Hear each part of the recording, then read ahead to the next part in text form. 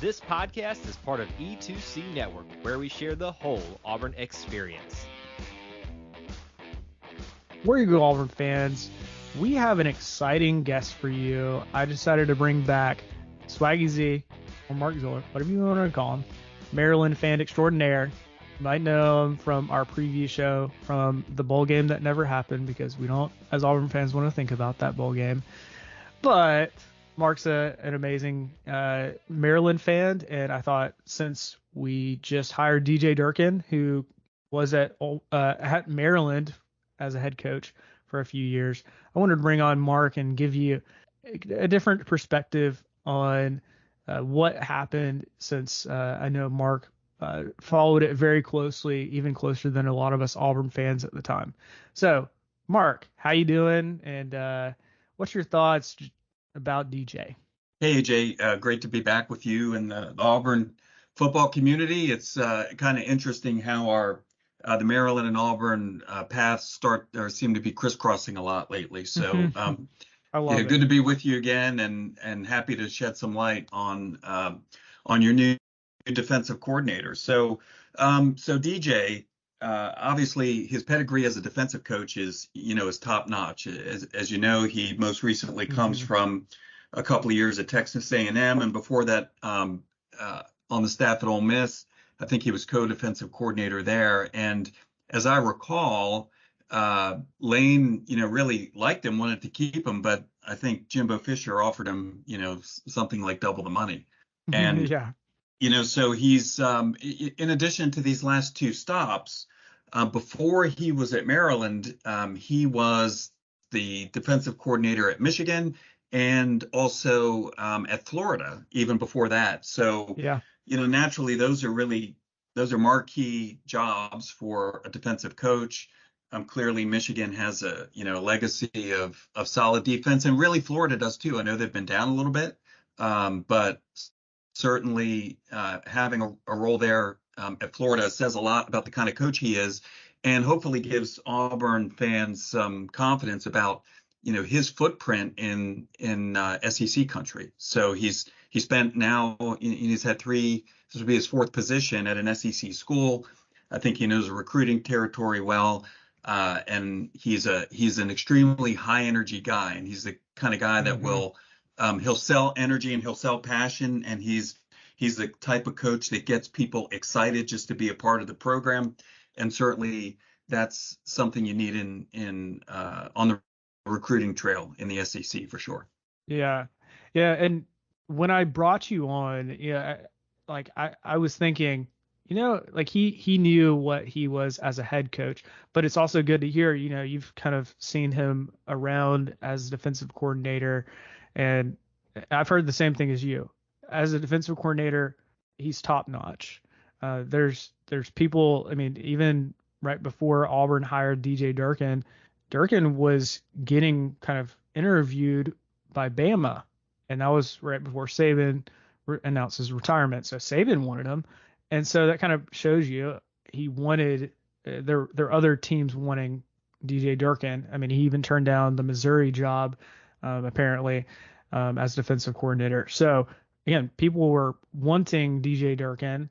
Now I do want to talk about kind of the elephant in the room with DJ Durkin in Maryland, and this is kind of the reason I saw a lot of people, almost in uproar. It felt like for the first day or so, and if I'm being honest, it felt like the same people that were getting in uproar about DJ Durkin getting hired as defensive coordinator were the same people that I saw getting in uproar when we announced that Hugh Freeze was our next head coach.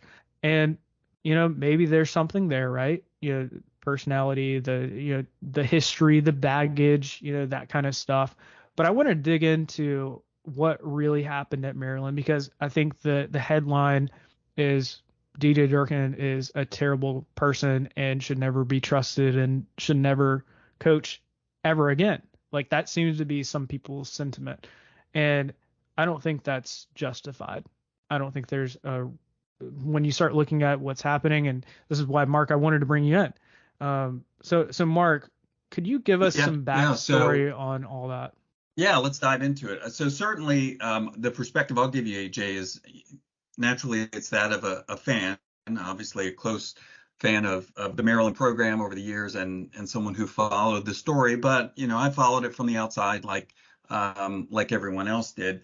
So first and foremost, I mean, one sort of distinction I'll draw between what perhaps people were concerned about when Auburn made the decision to hire Hugh Freeze, and now this decision with DJ Durkin. Of course, a young man, Jordan McNair, valued member of the Maryland team, beloved by his teammates, lost his life, and so naturally that sends huge shockwaves through a program, and launched a detailed and lengthy and extremely high-profile investigation, as it should.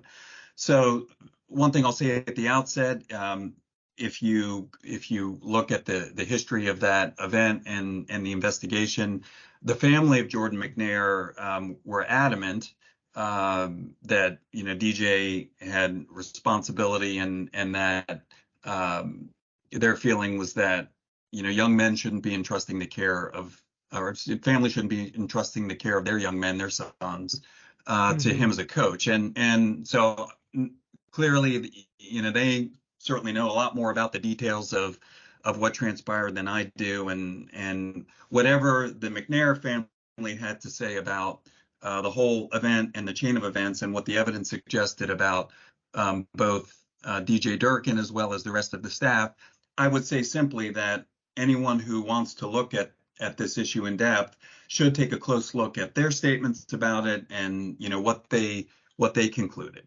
And this far downstream, I don't certainly offhand remember all of the details around that, but I do know that the family was quite outspoken in the aftermath of the tragic death of their son, which has been certainly a difficult weight for the Maryland community and the football program to bear ever since then. And to any Maryland fans, certainly to the McNair family, know that Jordan's memory is not forgotten, and those of us who follow the program have certainly held him close to our hearts ever since.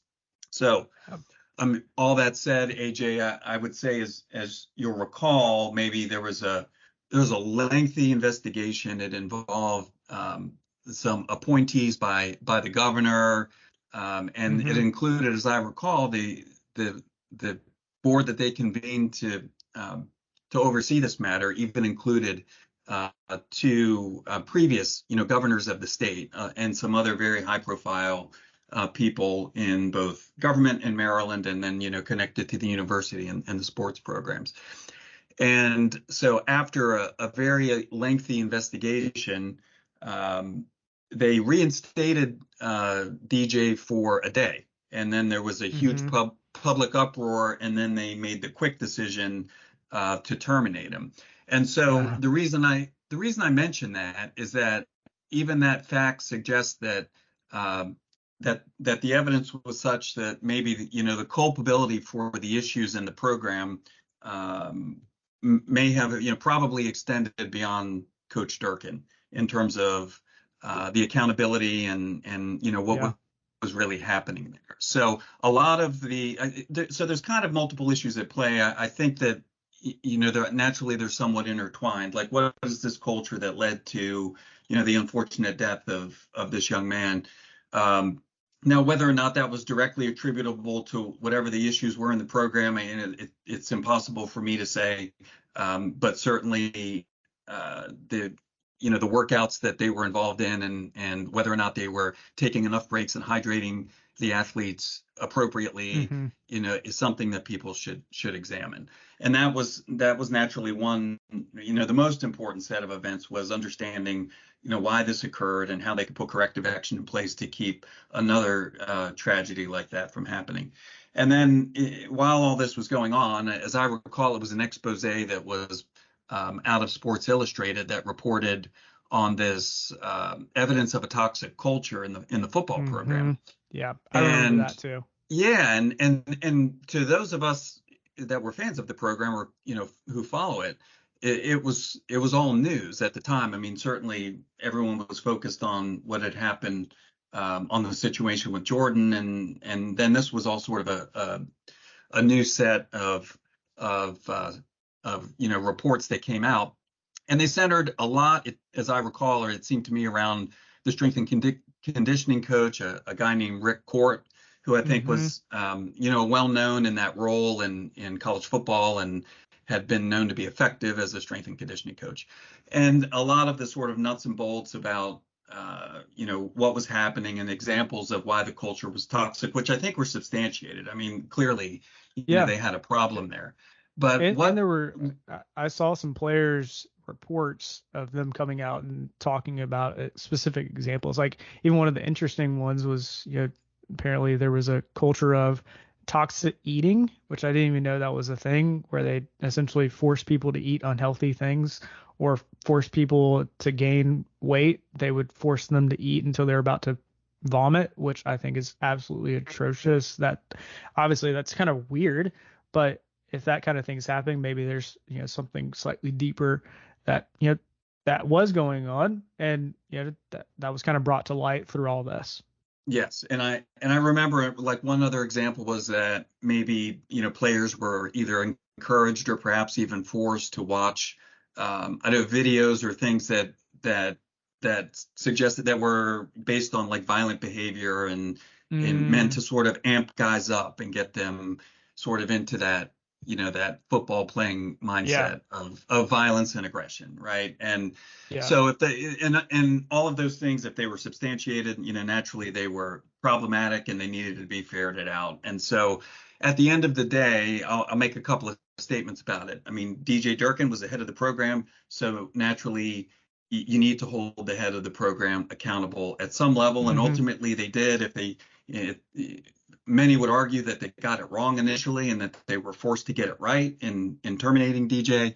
But the second thing I'll suggest is that if you look at the details, that there were some systemic problems in the program that probably went above and beyond the position of the head football coach. Meaning, as I recall, one of the rationales or the answers to the criticism that DJ had was that Rick Court actually didn't report to him. He reported to one of the assistant ADs in terms of the chain of command and the way that the organization was structured. And so then it's like partially on that, associate AD. Well, let's put it this way. If there was not direct line of sight and accountability from all positions up to the head football coach, and if the athletic department sort of supported a structure that made the lines of reporting unclear or vague in any way, that in itself is a problem, in at least in my view. And so, here is one example of, well, now we're looking at how did the institution manage the program at that level, and then that raised some additional questions and perhaps some reason to say that this was not all necessarily attributable to one person. And then so sort of the ins and outs of how much did the head coach know about these troubling activities that were reported, either know and or endorse, that's all a matter of sort of conjecture and going back to look at, what people actually had to say about it. So I think that puts you in a situation, AJ, where if you're in that position as DJ Durkin was, there's kind of no good answer to that question. Either you were fully aware and supported it, or fully aware and kind of looked the other way, or in sort of option number 3 is not fully aware of what was going on in your own program. Any of those scenarios is a suboptimal, certainly, to say the least, and will lead to problems, and naturally it did in that case. And to what degree those problems, you can draw a line to the tragic, unfortunate death of Jordan McNair, and I can't really say. But all of these things sort of, coalesced at one time, and ultimately, cost DJ Durkin the job, and it was a really difficult time for the program to have to, I think first to just have to absorb the shock of losing a beloved teammate like Jordan McNair, and then having to sort of unravel, what was everything that happened afterwards. So I think to kind of fast forward this to, well, what does this mean for the Auburn community? I think one important note would be that while DJ has had opportunities with elite DC roles, since the time he left Maryland. To my knowledge, he's not been considered for any additional head coaching opportunities, and that certainly has to be an outcome of everything that happened at Maryland. So as a DC, he is not the person who's ultimately accountable for everything that happens in the program. That's going to be the purview of any head coach he's serving under. And, whether or not that's an acceptable level of, risk for a university to accept is for each university to determine on its own. But clearly, Ole Miss and Texas A&M and now Auburn have determined that, that's a level of accountability that they're comfortable with. Another thing I'll say is just anecdotally, as I recall, when all of the investigation was going on, that DJ had a lot of support inside of the program. There, all of the reports about people who had direct interactions with him, who had relationships with him, both in terms of players and coaches and boosters and parents. Many people rallied to his side and to support him. Whether or not I'm taking no position on whether or not that's the right or wrong thing to do, but simply to suggest that even in the midst of all of that, there were a lot of people that were supportive of him, and certainly a lot of people that held him accountable for everything that happened. So I think that he's been an effective person in terms of building relationships, in terms of recruiting. One thing I'll tell you, and in terms of the kind of attitude he brings to the role. I remember when he first took the job, and there was a lot of enthusiasm around him. He was really, he was one of the guys that was on a meteoric rise in the coaching ranks as a young coach. Oh, I remember you getting pretty excited about him when we were chatting about it when we used to work together, because I knew the name DJ Durkin because you talked so highly of him and how he was changing the program and all this stuff. And then of course this came out, and that's when crap started hitting the fan, and you're just like, what is happening? How much of this is true? How much of this falls on the head coach? And I think your answer in a lot of ways has helped us, at least me as an Auburn fan, understand there's probably way more to it, considering Maryland was even willing to reinstate him. To me, that's very telling that even Maryland couldn't find complete fault in him for Jordan McNair's death, as tragic as it is. It was other people like Rick Court and others that possibly put the situation and the environment around that. Again, does it fall on the head coach? I agree. I think that's like anything bad that happens at a company, it should ultimately come back up to the CEO to be accountable for it. But how much does that that one person have responsibility for? I think that's and I think it's a question of look, I have not really heard DJ Durkin talk about what happened at Maryland probably since he left. Certainly as a new head coach at the time, inexperienced, I would have to think that he would suggest that he had a lot to learn, that he made a lot of mistakes as a head coach, and it's and it's an awful way to have to learn a lesson, to have one of the young men under your care lose his life, and all the pain and suffering that caused Jordan's family, and then by extension the community, but of both the local community and the community of fans. So I think the question is, where does one go from there? And from the standpoint of, opportunities at redemption and within his own career, what are those opportunities for him? And so certainly, clearly, with the series of roles he's had an opportunity in since the time he left Maryland, he's continued to have a future and a present in coaching as a defensive coordinator. Now, perhaps this is disqualifying from the standpoint of being the head football coach of a program and having the ultimate responsibility for the players under your care. That might be the case. And perhaps DJ Durkin never has another head coaching job. That's, I guess, only time will tell.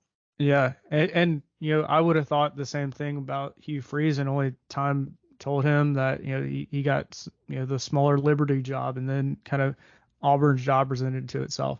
I mean, who knows? DJ Durkin, this could be part of like his, hey, I did wrong, mea culpa, let's move on, and I have changed as a person and learned a lot from this. Which, I mean, who wouldn't? It was national news that all of this happened. So I mean, I think there's definitely some future for him. I do want to talk a little bit about what and what you've experienced from him from a defensive perspective, because I think that's another aspect that Auburn fans are curious about. We've talked about some of his more recent Ole Miss and Texas A&M, both of his stops at those locations. He's improved their defenses. Like for example, Texas A&M. He got their defense up to the third in the SEC, allowing only 316 yards per game last year. So I think there's enough, like if you're looking at him from a coaching perspective and you're saying he knows how to coach defense, I think you got the guy. So Mark, I wanted to get your perspective. What should Auburn fans expect to get from DJ Durkin and his defense that he's going to bring to Auburn? Yeah, I mean, I think from a pure coaching standpoint and X's and O's, I mean, certainly he knows how to scheme right at this level. I mean, he had proven that before he ever had the opportunity at Maryland. He was already proven from that perspective. In terms of the personality, I think he's the kind of coach that you would expect to see his personality translated into the way that his team plays, and that's high energy, an aggressive style of defense. And so I remember when he first came and took the I was just going to say Auburn's had a couple fiery defensive coordinators recently, Will Muschamp and Kevin Steele. And you can tell they took on the personality of their coach. And I really appreciated those were some of the best defenses Auburn's had in a while. So just personality wise, hearing what DJ Durkin and how high energy he is, that gets me really excited to see how the players start kind of picking up on that and making that part of their identity as a defense. Because, if you bring high energy like that, and you're just aggressive and just like you can make incredible plays, and opportunities are going to present themselves to a good defense like that. Yeah, so I'll tell you one thing that always stuck out when he took the job as the head coach, and he was asked a question that was something around, Maryland doesn't have the same like top tier talent as some of the marquee programs, and how can you compete? How will you compete? And he gave a response that included something around, well, I believe that you can out effort people.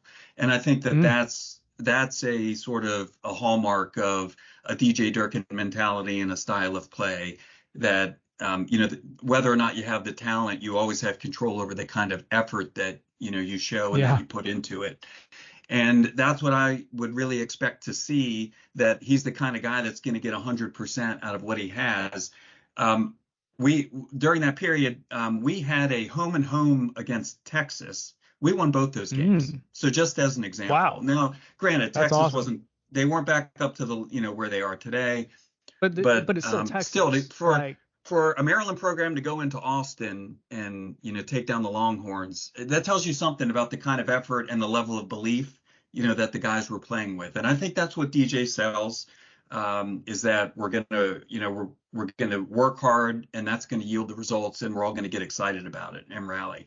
And I think when you couple that approach and that kind of mentality with the level of talent that a brand like Auburn is able to recruit, then you have an opportunity to have some special units on defense, I think.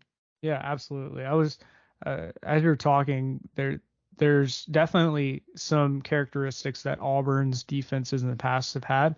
And you look at, I'm just thinking about some of our, 3 stars players that, probably would have gotten overlooked, but they got the most out of them because they showed effort.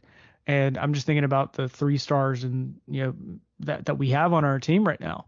And, it sounds like DJ Durkin is going to get the most out of them, as well as, our 4 and 5 star defensive players. And that gets me really excited. Anytime you get the most out of players, in my mind, that's one of the biggest roles as any kind of coach. And if you can do that consistently, you're setting yourself up for a lot of success.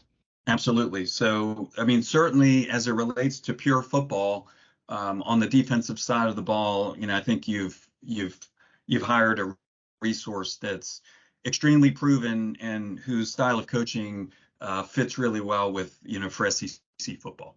Yeah, absolutely. And it's good to hear he has experience at now 3 different SEC schools, Ole Miss, Florida, and Texas A&M. And to me, there's also another element, which it sounds like he's also pretty good at it, which is recruiting. And to me, recruiting is kind of like a heartbeat. I mean, that's one of the first things I feel like Hugh Freeze just jumps at, because he loves recruiting. He eats, sleeps, and breathes it. And to have another guy that can go out there and recruit, and it sounds like DJ has also done that pretty well, just because of what kind of coach he is and the product on the field he's put together. So I personally love that, and really excited to have him. Mark, any other kind of final thoughts before we let you go? Yeah, sorry, I had one thing on my mind I was going to mention, AJ. Mm-hmm. I'm sorry, it just left me. Let me see if it comes back here for a second. But That's all right. I did want to say that, so certainly, I mean, you would definitely have to think of DJ as an elite level recruiter. And so, not only those SEC schools that you mentioned, but also the fact that he had the role at Michigan as really a still young coach. And what I was thinking about, AJ, I was going to say is, you mentioned when he first got the head coaching opportunity at Maryland, and yeah, I was pretty excited about that. The reason that I thought that might be relevant to the conversation about this whole notion of the kind of energy he brings to the program. We as the Maryland community, we were just coming out of a very failed and difficult tenure with Randy Edsall as the coach. That many of us, we can talk about that another time, how he ended up with the job sort of out of left field, and none of us sort of expected it. And I think the results were kind of what we did expect. And coming out of it was kind of there was a bit of a cloud over the program at that time, just in terms of the level of energy around football at Maryland. And at the time I thought, well, a program like ours needs one of these sort of, young, I can go out and conquer the world types of personalities to really infuse energy and passion into the program. And, at the time, DJ Durkin was the kind of young coach that embodied that. So I think that's why, back when you remember us talking about it and I was excited about it, that was exactly why. And I think he's, that's the thing that makes him tick. And I think that's still the kind of energy he's going to bring to his role as the new DC at Auburn. And then the last thing I'll say, haven't covered this topic in a while, so just very briefly, one final shout out to Jordan McNair's family, just to say that he's always loved and never forgotten by the Maryland football community. We know nothing can ever take away the pain of his loss, but know that we're playing for guys like Jordan every year. Every time we suited up for a new campaign. So we certainly wish them the best in all that they're doing in life today. Yeah, absolutely. And it's very saddening, even for me, to think back on that when I was, watching it from afar, hearing things from you back in 2018 when that was all going down. And now it's just, obviously you said it earlier, but Jordan McNair obviously is not forgotten. And there are plenty of people that are still very saddened by what happened there. And I'm glad some good came of it, that Maryland cleaned some stuff up. It sounds like if DJ Durkin was involved, he has kind of made himself turn away from that and figure out what was wrong and how he can be a better coach. And not have anything like that ever happen again. So I think ultimately that's there was some good that came from such a tragic thing.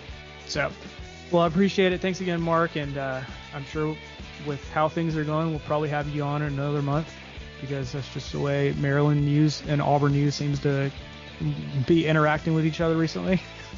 So, hey, more and more. I look forward to coming back, and it's always a pleasure to be with you guys, AJ. Thank you for tuning in to today's episode on the E2C Network. On your way out, I want to remind you to stop by e2cnetwork.com. It's your one-stop shop for all our content across our podcast, YouTube channel, and much more. To stay up to date with us, make sure you're following social media accounts such as Facebook, Twitter, and Instagram. While our content here may always be Auburn sports heavy, if it's orange and blue, it's what we do. War Eagle.